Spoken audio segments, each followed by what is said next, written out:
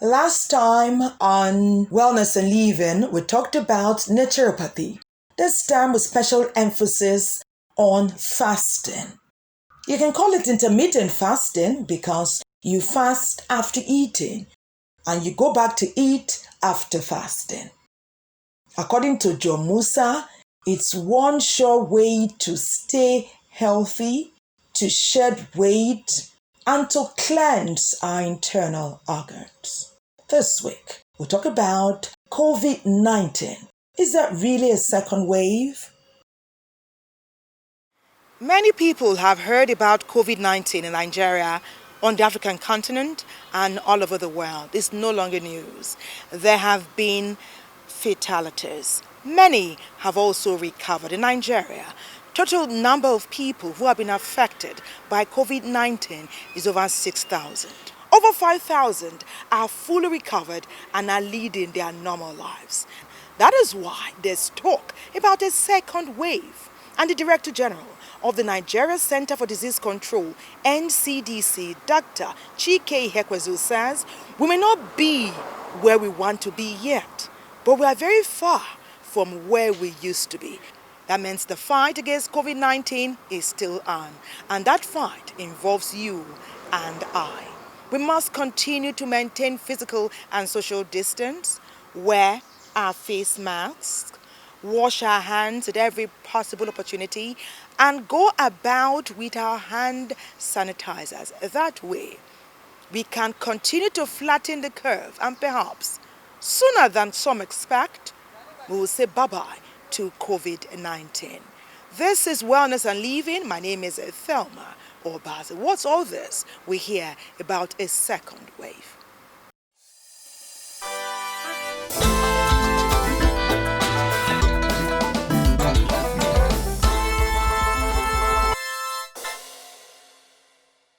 I had it really, but what I'm concerned about it is not the COVID-19 that is coming, but curative aspect of it.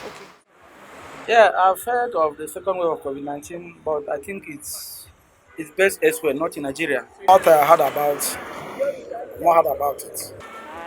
We did pray for it, but it seems like it's coming. But the best option is for the government to look at ways not to allow it to come to reality. We will not be happy for them to come and welcome us with another phase of coronavirus. We would not believe in it.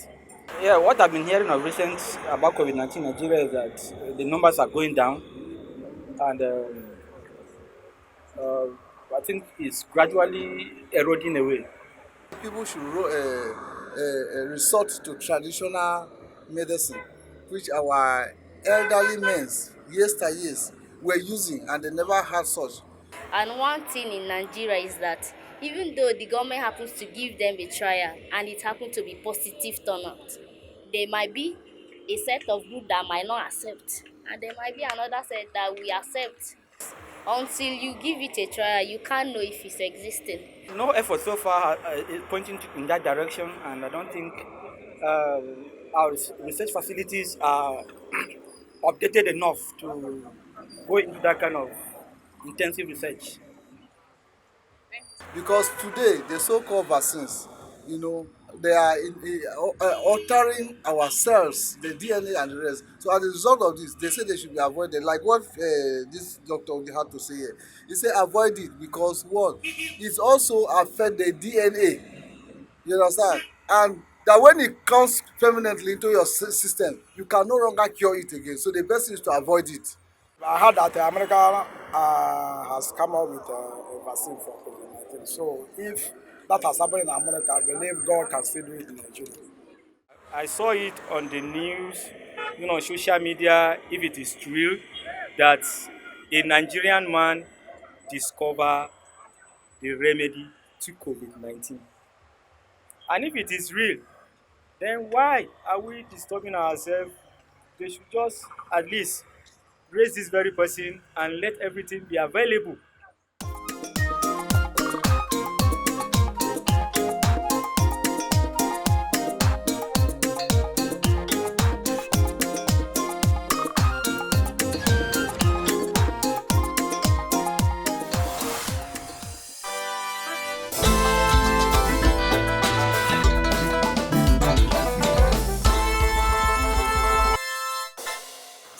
say they've heard about a second wave. Some even claim that they have information about a third wave. What is important, what is critical, is that COVID 19 is not out of our shores yet.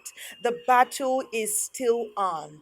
We must not be reckless. We must not be careless. We must not be lackadaisical in ensuring that we maintain social and physical distance, that we wear our face masks once we leave our immediate environment, that we wash our hands at every possible opportunity and encourage our family and friends to do the same, and that we move about with our hand sanitizers. If we do all this, we protect all the vulnerable members of our society, especially the elderly. When I spoke with Dr. Anya, he said he's not sure about first, second, or third wave. But what is important is that if we become careless, definitely the fatalities will increase.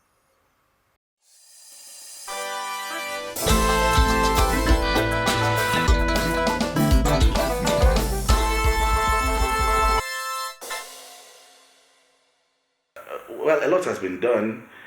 Cases somehow at some point dropped. We're no longer seeing as many cases as we used to from a clinical perspective. Um, but lately, there's been another rise, a surge, a gradual surge. Sometime, would I say August, September, there was a month in the last 2 months or 3 months when we saw maybe very few cases. But since then, it's been rising again.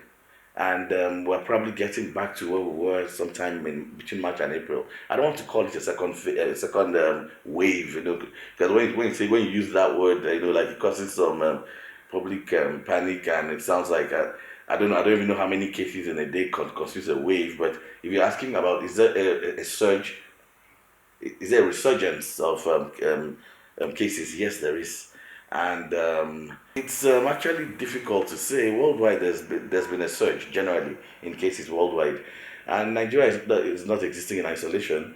People travel, go out, come in. People, of course, if there's something, anything that whatever goes around comes around. So if there's anything out there, people can easily bring home. As happened in the U.S. after the Floyd protests, a lot of people came together. So shortly after the Floyd protests, there was a surge. Could the NSAS protests have contributed as well in Nigeria? I really don't know. We generally let our guards down. Generally, people stopped everything. All the measures that had been put in place. At some point, people had started adhering to measures like wearing masks, like social distancing and all sorts. But now everything is open once again. At some point things were shut down, beer parlors, bars, churches, mosques, all those places where people gather in enclosed areas. But once everything opened, people just assumed that, okay, fine. We were able to curtail spread. Cases appear to have dropped. We let our guards down, and we had another surge, unfortunately.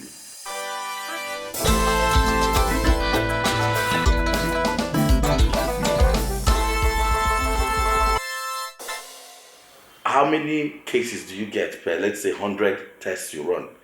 If before, out of every 100, you got 5 people positive, and now out of every 100, you get 20 positive, it means there's a rise in the incidence of COVID-19. There's greater spread at this point. But I get the impression, personally, I don't know, I can't confirm, only CDC will be able to tell us. Now they talk about numbers in hundreds. Before now, we used to have numbers in 300s, 500. From a clinical standpoint, based on how many patients we see present with symptoms suggestive, and that eventually you get to confirm, it looks like there's been a rise. The more scary thing, which I think Nigerians should note and probably begin to do something about, take more seriously, is that the last time when we had so many cases, a lot of people that presented to us survived, made it. This time, more people appear to be dying. Are there different strains? Are they presenting late? Are we taking too many things for granted? Is it that then people were more scared and were presenting earlier, and so treatment commenced earlier?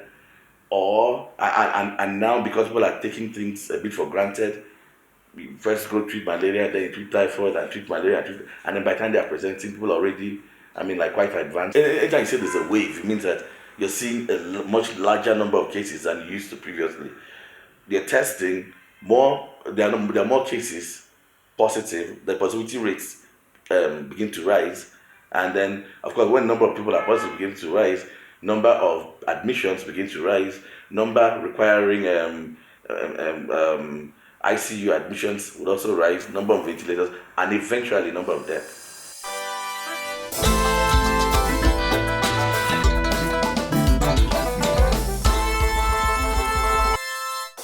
About the children have a way of containing these things, and generally for COVID-19, many people that don't have underlying predispositions will do well. Even if they get infected, they're likely to do well and recover. But it's when you have comorbid factors, diabetes, pre-existing lung disease, some have mentioned hypertension as a risk factor to obstructive sleep apnea, chronic obstructive pulmonary disease, and with lung diseases, background lung diseases. If you have those predispositions, you're not likely to do as well as somebody that doesn't have them. For the children, for some reason, they do well, even when they contract them. When the child came from school, did well, went back to school, she took ill and went to test and she was positive. The children come back and they do well, they recover. Their fear is they coming home to mommy and daddy who are probably a little more advanced, have a few other predisposing factors, or even grandmother stays with them. Those are the people we're bothered about. When I went to get some things in a mall the other day, they said you can't walk in if you don't have a mask. That's good. But I walked in, I was made to go back and get a mask. Then I walked in there, and every other person working there was not wearing a mask. So why are you asking me to wear one when you're not wearing one? Many of the masks we wear, if you wear a surgical mask, it prevents not just me from spreading, but also prevents me from catching it. The cloth masks will prevent it will prevent me from spreading. The effect in preventing someone from catching them is not as pronounced. But if I can wear mine and I'm not spreading, and you wear yours, you're not spreading, nobody's giving anybody.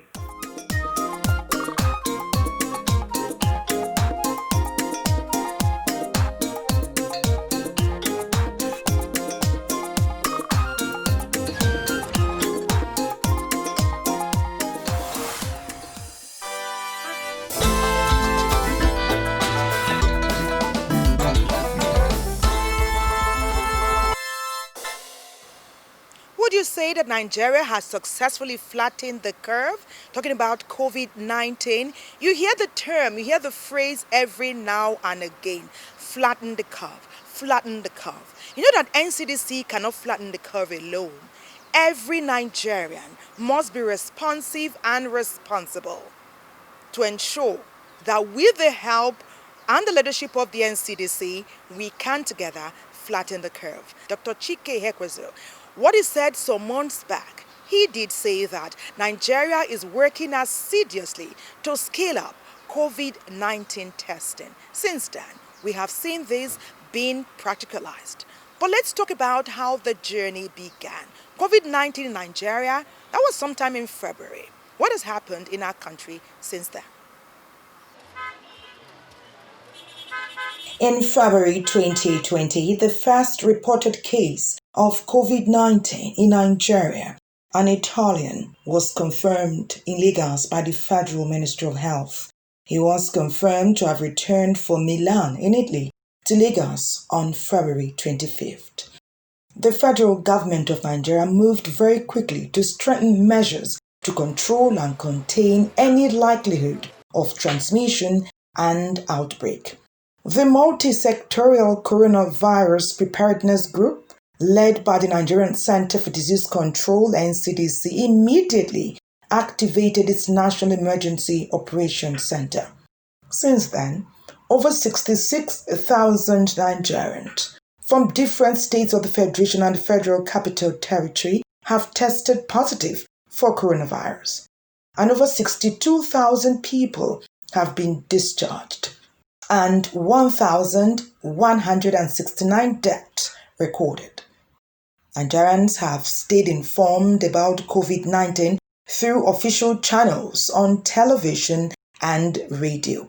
The most vulnerable group are the elderly and those who have underlying ailments that can complicate treatment. Across the world, we're seeing an increasing number of COVID-19 cases. In Nigeria, we must remain focused on the task at hand as we work hard to scale up COVID-19 testing.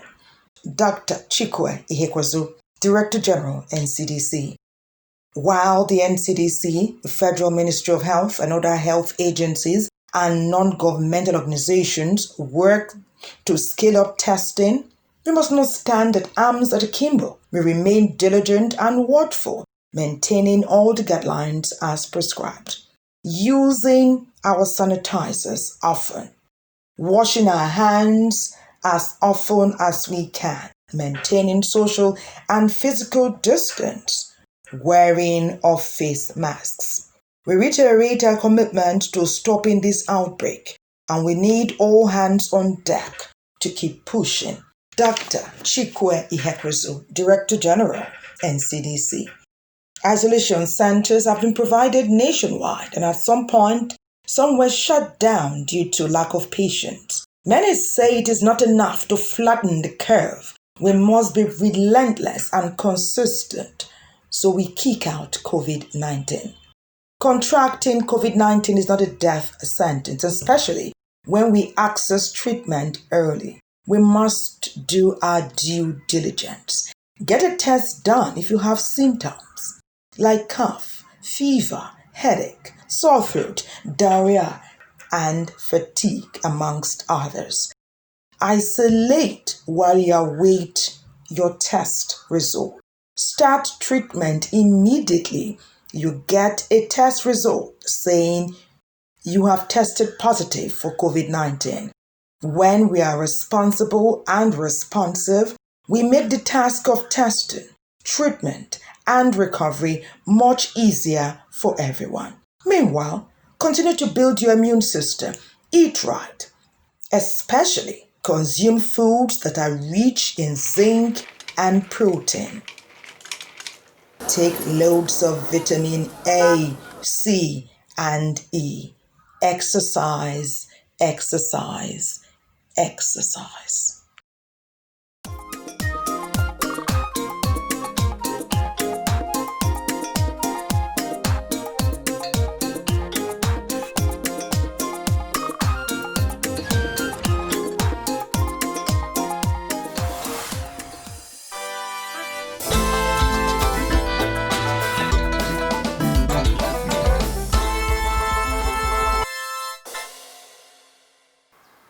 We often listen to what the Director General of the NCDC says, especially as it pertains to COVID-19. That way we can keep abreast with the happenings, not just in Nigeria or on the African continent, but what is happening all over the world. One of his phrases has been that during this pandemic, the world is as strong as its weakest link. And of course, Nigerians are not known to be weak in any shape or form. That means we must keep the fight on. Each person must take responsibility for their actions. What are your actions during this time? Are you spreading the word amongst your family and your friends that we must continue to maintain social and physical distancing? What are you doing to improve your immune system? How are you helping your family and your friends to do the same? Are you exercising? Are you resting regularly? Are you observing symptoms? Are you getting tests done when necessary?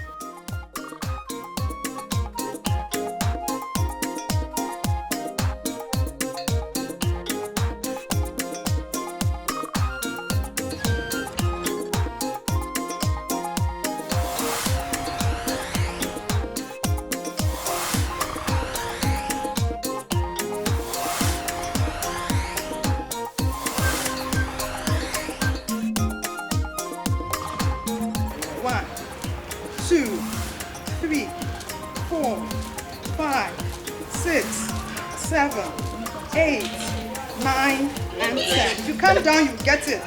11, and 12, and 13, and 14, and 15, and 16 and 17 and 18. Push your tummy as though you want to push your tummy out of your back, but don't raise your glute muscles up too high. So let's go. Someone should count for us to 60. Let's see if we survive. 1, 2, 3, 4, 5, 6.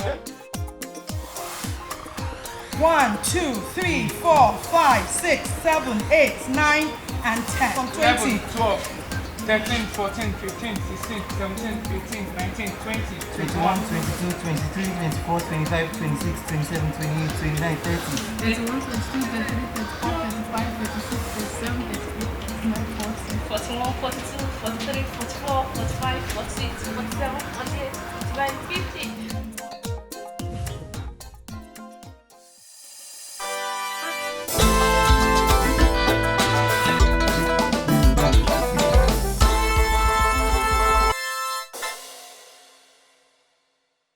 There is talk about a vaccine being developed in the United States of America, and of course, Nigerians want to be a part of it. But there's also much talk about homegrown solutions. Do you have a role to play? Is there something you can do around you that will contribute to helping us get a resolution to COVID-19? Do we have to wait for the world? These are all pertinent questions that we can ask ourselves. Perhaps your knowledge is required. Who have you thought to share it with? That knowledge you have got, what you have done research about, and that is working for you and your family and your friends, share it. Tell the NCDC about it. Who knows? It just may be one of the homegrown solutions that can work. Perhaps we already have the answer. And that's why Director General of the NCDC is also saying that in spite of the pressure on Nigeria's health services as a result of COVID-19, we must continue to ensure quality services for those who come to seek health care and for those who provide the health care for all Nigerians. We like to spend time with you on wellness and living, especially when it pertains to your health, your lifestyle, and your well-being. Let's continue the conversation on our social media handle, Wellness and Living at Nigerian Television Authority. We are on Facebook. It's a wrap now. But we'd like to do this with you again some other time. Have a great time. We'll see you again very soon. Bye-bye.